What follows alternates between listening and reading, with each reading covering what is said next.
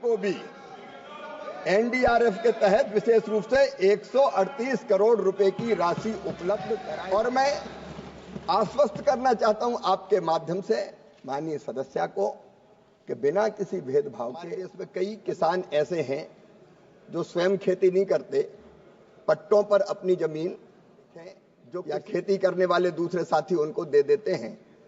और ये बात सच है कि ऐसे किसानों को कई बार शासकीय योजनाओं का लाभ नहीं मिल पाता है, उनको बीज की जरूरत है, प्राकृतिक आपदा में नुकसान की भरपाई होना है, तो उनको इन चीजों का लाभ, योजनाओं का लाभ नहीं मिलता। मैं माननीय आपके माध्यम से माननीय सभापति महोदय, मैं विद्वान सदस्य को बताना चाहूंगा कि किसान रजिस्ट्री शुरू में तो भूमि मालिक किसानों के लिए शुरू की गई थी, उनको शामिल किया गया, लेकिन राज्यों को हमने आग्रह किया कि चरणबद्ध तरीके से इसमें बटाईदारों को, काश्तकारों को और मजदूरों को किसान रजिस्ट्री में वो शामिल करें, जिसका प्रावधान पहले से ही एग्री स्टैक में किया गया है। एक बार जब इन सभी किसानों के लिए किसान आईडी सक्रिय हो जाएगी तो विभिन्न लाभार्थी योजना और सेवाओं के लिए उनकी पात्रता डिजिटल रूप से सक्षम हो जाएगी। माननीय सभापति महोदय, राज्य सरकार इसके लिए अपनी नीति बना सकती है कि वो बटाईदार और टैलेंट किसानों को भी शामिल करने का काम करेंगे और केंद्र सरकार इसके लिए राज्य सरकारों को पूरा समर्थन देने के लिए प्रतिबद्ध है। हम राज्य सरकारों की पूरी मदद करेंगे। एक जमाना था माननीय अध्यक्ष महोदय, तब किसानों तक अलग अलग योजनाओं का लाभ पहुंचाने में बहुत दिक्कत और परेशानी होती थी, क्योंकि हमारे पास विश्वसनीय डेटा होते नहीं थे। माननीय अध्यक्ष महोदय, नरेंद्र मोदी जी, प्रधानमंत्री श्रीमान नरेंद्र मोदी जी के नेतृत्व में एक डिजिटल कृषि क्रांति भारत में हुई है और डिजिटल कृषि मिशन माननीय अध्यक्ष महोदय बनाया गया है। और इस डिजिटल कृषि मिशन के अंतर्गत मुझे बताते हुए प्रसन्नता है कि आंध्र की सरकार ने भी बहुत बेहतर काम किया है। माननीय अध्यक्ष महोदय, हमारे जो किसान हैं उन किसानों को सेवाओं का लाभ ठीक ढंग से मिले, इसके लिए किसानों को की एक डिजिटल पहचान स्थापित की जा रही है। इसे किसान लाभ और सेवाओं तक पहुंचने के लिए स्वयं को डिजिटल रूप से पहचान प्रमाणित करने में सक्षम होगा और किसान बिना किसी परेशानी के सरकारी योजनाओं का लाभ उठा सकेंगे। उन्हें अपना पूरा विवरण प्रस्तुत करने की जरूरत नहीं होगी। माननीय अध्यक्ष महोदय, माननीय सदस्य ने एक और महत्वपूर्ण सवाल पूछा है। फसल बीमा योजना पहले भी थी, लेकिन वो डिफेक्टिव थी, उसमें कई परिवर्तन किए गए।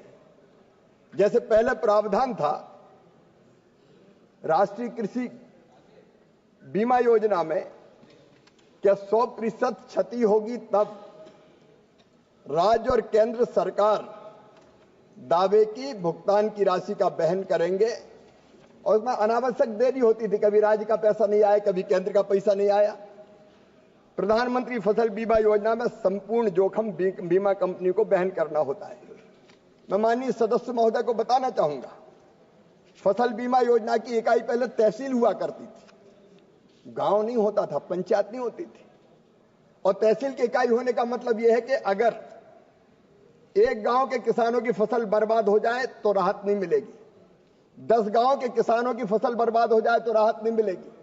जब पूरी तहसील के किसानों की फसल बर्बाद होगी तब राहत मिलेगी। मतलब एक गांव 10 गांव के किसानों की फसल खराब हो तो वो भगवान से प्रार्थना करे कि सबकी खराब हो जाए तो हमें राहत मिलेगी।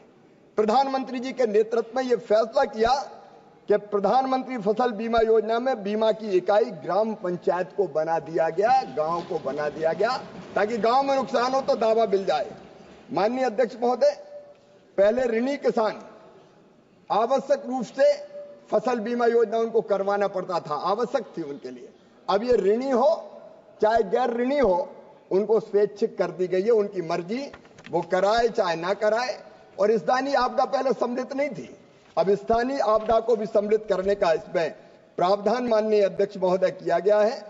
और इससे बढ़ के एक बात ये तय की है कि पहले हम कहते थे केंद्र सरकार के राज्य सरकार अपना हिस्सा देगी तब केंद्र पैसा जारी करेगी, अनावश्यक देरी होती थी। अब हमने तय किया है कि राज्य का पैसा देर से भी आए तो केंद्र सरकार का पैसा तुरंत किसान के खाते में डाल दिया जाएगा ताकि तत्काल उसको राशि मिल जाए। और एक प्रावधान और माननीय सदस्य महोदय, मैं उनको बताना चाहता हूं, मैं उनको बताना चाहता हूं कि अगर बीमा कंपनी अनावश्यक भुगतान में देर करेगी तो 12% ब्याज किसान को उसको देना पड़ेगा। अनेकों ऐसे उपाय किए गए माननीय अध्यक्ष कि केरल को भी एनडीआरएफ के तहत विशेष रूप से 138 करोड़ रुपए की राशि उपलब्ध कराई गई है।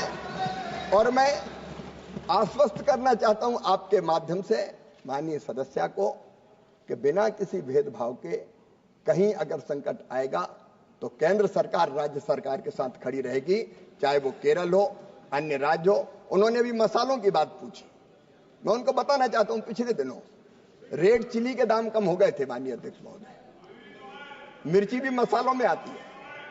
आंध्र के मुख्यमंत्री आए, हमने तुरंत फैसला किया कि रेड चिली 11,000 रुपया प्रति क्विंटल के माध्यम से खरीदी जाएगी और हमने यहां से आदेश जारी किए। आपने अलग अलग किसानों को पूछा, मैं सुपारी उत्पादक किसानों के बीच कर्नाटक गया, कर्नाटक के मित्र यहां बैठे होंगे, वहां एक भयानक बीमारी के कारण वो पेड़ नष्ट हो गए थे। हमने एक स्पेशल पैकेज उसके लिए स्वीकृत करने का काम किया। माननीय अध्यक्ष महोदय, जहां भी प्राकृतिक आपदा से किसानों पर संकट आएगा वो देश के किसी राज्य के किसानों, किसी गांव के किसानों, उनके साथ भारत सरकार सदैव खड़ी रहेगी। कोई भेदभाव नहीं होगा, कोई भेदभाव नहीं होगा। क्वेश्चन नंबर 2, पहले फसल ऋण प्राप्त करने में माननीय अध्यक्ष महोदय और कागजी कार्रवाई और बाकी प्रक्रियाओं में बहुत समय लग जाता था, लेकिन किसान रजिस्ट्री बनने के बाद आधा घंटे के अंदर किसान फसल ऋण प्राप्त कर सकते हैं। किसान को अगर अपनी फसल बेचना है तो बिना किसी कागजी कार्रवाई के फार्मर आईडी बनाकर अपनी बोई गई फसल का ब्यौरा साझा कर सकते हैं, जिससे आसानी से मूल्यांकन करके उनकी फसल खरीदी जा सकती है। किसान फसल के खरीदारों से डिजिटल रूप से जुड़ सकेंगे और कम समय में अपना सौदा तय कर सकेंगे। माननीय अध्यक्ष महोदय, आपदा की राहत भी किसानों को जल्दी मिल सकेगी, ऋण स्वीकृति जल्दी होगी। पहले ये सारे काम मैनुअल किए जाते थे राजस्व विभाग के कर्मचारियों के द्वारा और कई बार पता ही नहीं चलता था पन्नालाल की जमीन कब धन्नालाल के नाम हो गई, या बैंकों से ऋण लेने के लिए लंबे चक्कर लगाने पड़ते थे। लेकिन ये प्रधानमंत्री जी का विजनरी दृष्टिकोण है, जिसके कारण अब ये किसान आईडी बनेगी और लगातार आंध्र प्रदेश में किसान आईडी बनाने के क्षेत्र में माननीय अध्यक्ष महोदय काम चल रहा है। जो दूर दराज के किसान हैं, छोटे किसान हैं, जिनके पास सुविधा नहीं है, वो एफपीओ के माध्यम से, कृषि सखी के माध्यम से भी इन योजनाओं का फार्मर आईडी बनाने के लिए योगदान ले सकते हैं। और आंध्र प्रदेश की सरकार को मैं बधाई देना चाहूंगा कि फार्मर आईडी बनाने में उन्होंने बहुत अच्छा काम किया है और बचे हुए शेष किसानों को भी शीघ्र फार्मर आईडी उनकी बना दी जाएगी, इससे जोड़ दिया जाएगा।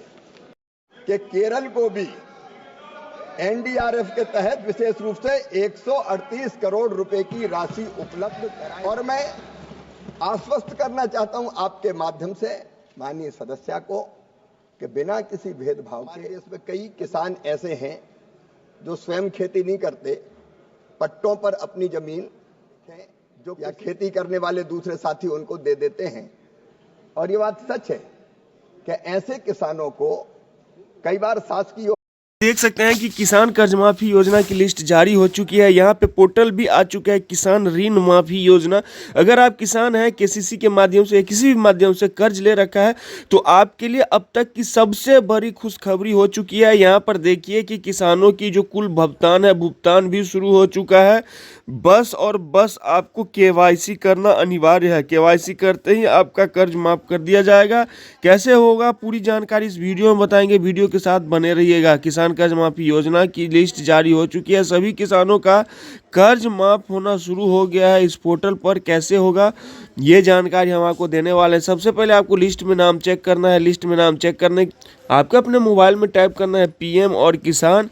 पीएम किसान सर्च करने के बाद पोर्टल खुल के आएगा। पोर्टल खुलने के बाद एक पोर्टल पे क्लिक करना है, पीएम किसान वाले पोर्टल पे।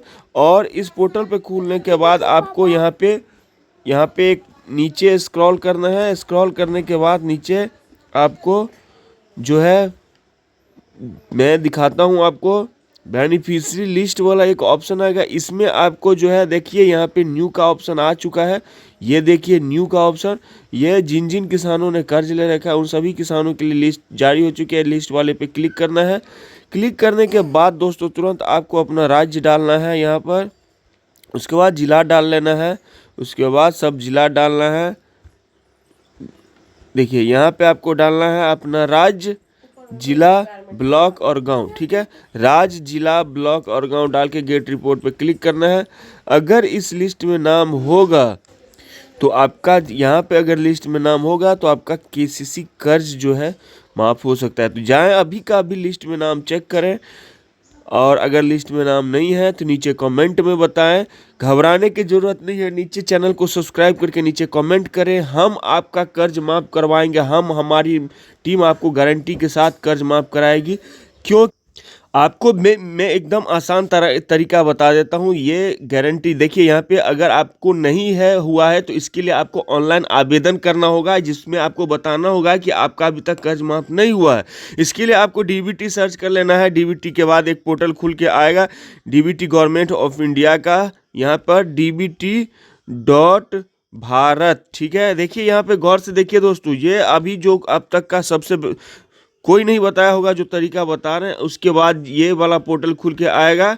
ठीक है, उसके बाद आपको अप्लाई ऑनलाइन वाले ऑप्शन पे क्लिक कर देना है। क्लिक करने के बाद आपको फार्मर वाला ऑप्शन क्लिक कर लेना है। क्लिक करने के बाद एक पोर्टल खुल के आएगा, नीचे स्क्रॉल करना है और यहाँ पर देख सकते हैं कि ये जो सब्सिडी है, जो कर्ज माफ़ी की सब्सिडी है, क्लिक वाले ऑप्शन पर क्लिक करके और सिंपली इस वाले ऑप्शन पर क्लिक कर देना है। क्लिक करते ही आपके सामने एक पोर्टल खुल के आएगा कुछ इस प्रकार।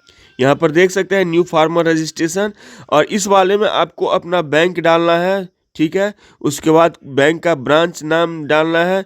ठीक है, ये सब कुछ डालना होगा। उसके बाद बैंक का आईएफएससी कोड भी डालना होगा, जिस बैंक से आपने ले रखा है उस बैंक का IFSC code, bank account number, ये सब कुछ डालकर और सबमिट कर देना होगा। सबमिट करते ही जैसे ही सबमिट कीजिएगा तो आपको एक मैसेज आएगा कुछ ही देर बाद कि आपका कर्ज माफ़ हो चुका है और लिस्ट में भी नाम आ जाएगा। ठीक है, तो अभी का अभी करना होगा, लेकिन ध्यान रखना होगा अगर आपको ये पोर्टल नहीं खुल के आ रहा है तो घबराने की ज़रूरत नहीं है।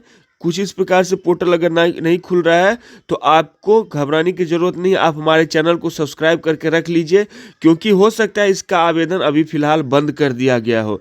तो आप सब्सक्राइब करके रख लीजिए, जैसे ही इसका आवेदन होता है तुरंत का तुरंत आपको वीडियो बना के देंगे। अगर सब्सक्राइब नहीं कीजिएगा तो कैसे पता चलेगा इसका आवेदन कब से हो रहा है? सब्सक्राइब करके रखिएगा तब ना पता चलेगा कि इसका आवेदन हो रहा है, उसका वीडियो आपको मिलेगा। इसलिए बोल रहा है तुरंत का तुरंत सब्सक्राइब कर लीजिए, जैसे इसका आवेदन शुरू होगा सबसे पहले बताएंगे। वीडियो फिलहाल इतना ही। जय हिंद, जय भारत।